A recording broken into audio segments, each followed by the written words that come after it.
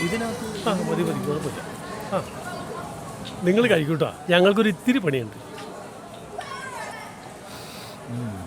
സാറിന് എന്നും പതിവായി പുറത്തുനിന്ന് ആഹാരം വാങ്ങി കഴിച്ച് മടുത്തില്ലേ? സത്യം പറയല്ലോ ടീച്ചറെ, ഇതിൻ്റെ രുചിയും മണവും ഒന്നും വീട്ടിലുണ്ടാക്കുന്നതിന് കിട്ടൂല. ഇതുപോലെ പുറത്തുനിന്ന് വാങ്ങുന്ന മിക്ക ഭക്ഷണങ്ങളിലും കൃത്രിമ നിറങ്ങളും രുചികളും പ്രിസർവേറ്റീവുകളും ഒക്കെ ഉണ്ടാവും. അതുകൊണ്ടെന്താ, ഒക്കെ രാവിലെ ദഹിച്ചു പോകൂലേ?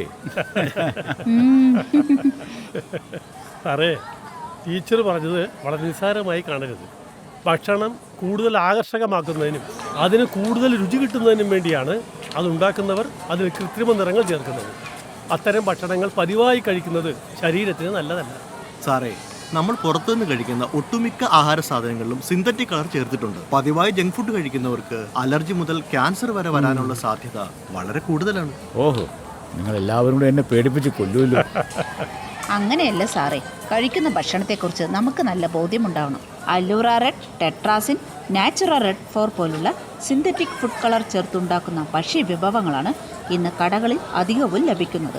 ഗവൺമെന്റ് അനുവദിച്ചിട്ടുള്ള അളവിലാണ് ഇതൊക്കെ ചേർക്കുന്നത് എന്ന് നമുക്ക് എങ്ങനെ ഉറപ്പിക്കാൻ കഴിയും?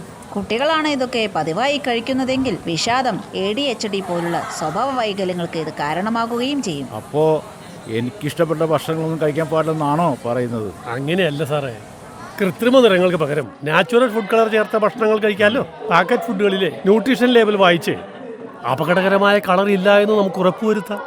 എല്ലാത്തിലും ഉപരി പുറത്തു നിന്ന് വാങ്ങിക്കുന്നതിന് പകരം കൃത്രിമ നിറങ്ങൾ ചേർക്കാതെ വീട്ടിൽ തന്നെ ഉണ്ടാക്കുന്ന ഭക്ഷണങ്ങൾ കഴിക്കുന്നത് ഒരു ശീലമാക്കുക.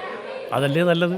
സുരക്ഷിത ആഹാരം ആരോഗ്യത്തിന് ആധാരം. ഭക്ഷ്യസുരക്ഷാ സംബന്ധമായ പരാതികൾക്ക് ടോൾ ഫ്രീ നമ്പർ 1800 4251 125 ബന്ധപ്പെടുക.